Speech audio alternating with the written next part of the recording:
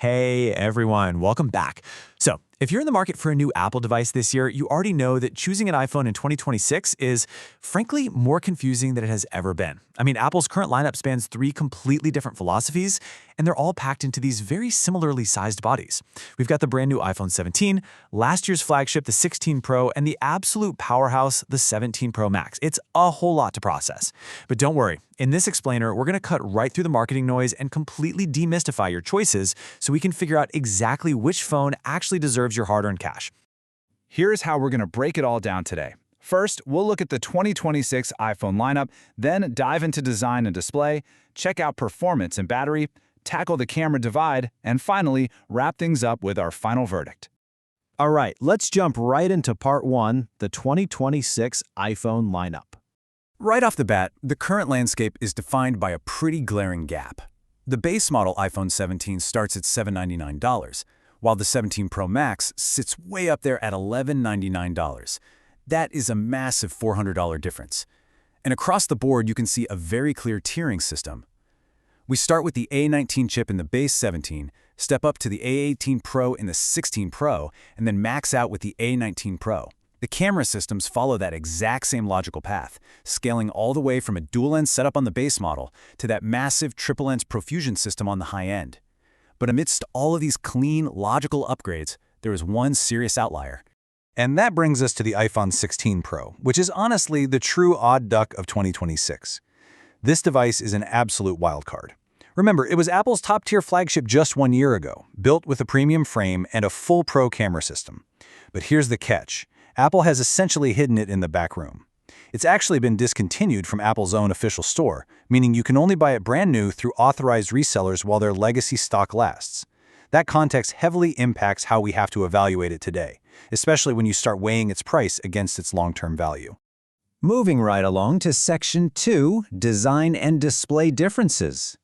Now, if you care about the actual physical materials your phone is made of, there is a huge irony to consider here. The older iPhone 16 Pro is actually the only phone in this entire trio that features a titanium frame that gives it a distinct, highly premium feel and a really satisfying heft in the hand. Meanwhile, for the brand new top-of-the-line 17 Pro Max, Apple completely shifted their Pro line strategy and moved to a highly durable aluminum unibody.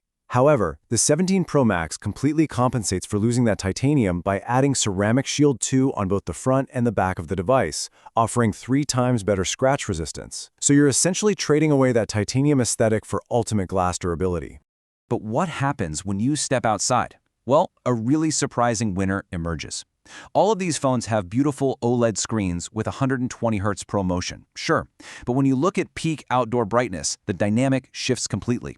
The cheaper, non-Pro iPhone 17 hits 3,000 nits, totally matching the massive 17 Pro Max. The older iPhone 16 Pro, it's permanently capped at 2,000 nits. So if you spend a ton of time outdoors reading menus on sun-drenched patios or trying to text at the beach, the base model 17 actually beats the older Pro model in pure, blinding visibility. Okay, Section 3, Performance and Battery Life. Under the hood, the standard iPhone 17 is running the brand new A19 chip, which means it is a full silicon generation ahead of the older 16 Pro's A18 Pro chip.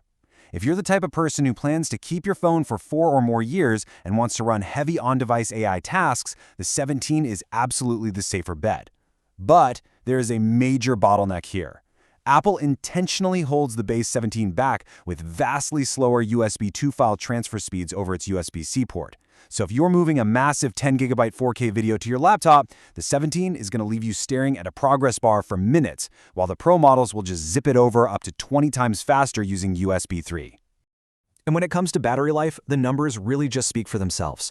The massive 17 Pro Max absolutely dominates, with up to 39 hours of video playback. Its larger body and bigger battery cell clearly pay off big time for power users. But importantly, take a look at the base iPhone 17.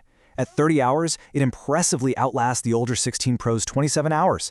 That is a super notable generational improvement in the efficiency of that new A19 chip, which basically means fewer midday panics searching for a charging cable. Next up, Section 4, the camera divide. If you're leaning toward the base iPhone 17, here is the biggest compromise you're going to have to make. It has absolutely no telephoto lens. You get a 0.5x ultra-wide, a 1x main, and a 2x crop. That's literally it. If you're trying to shoot your kid scoring a goal from the top of the bleachers, the 17 will leave them looking like a blurry little pixel.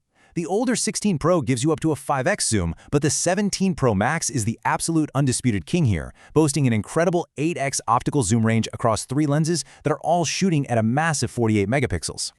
And this high-end hardware perfectly illustrates exactly why the 17 Pro Max is built for professionals, because it features Gen-Lock support.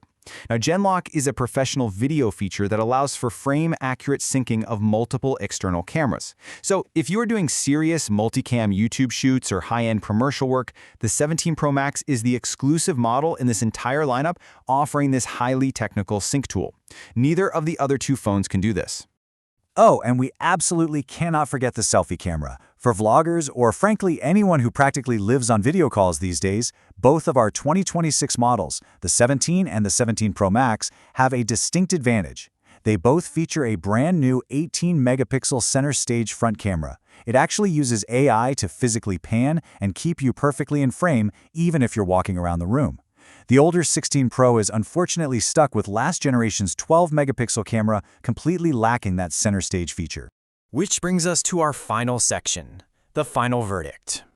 Before we lock in our final recommendations, there is one crucial magic number that totally changes the math this year: 256 gigabytes. Apple smartly eliminated the restrictive 128 gigabyte base tier this year. That means the standard iPhone 17 at $799 now gets you 256 gigabytes of base storage right out of the gate. This is an incredible value leap that makes the base model infinitely more appealing before we even look at our buyer personas. So, who should buy what? Persona number 1, the smartest buy. Without a doubt, the iPhone 17 is the absolute best choice for everyday users.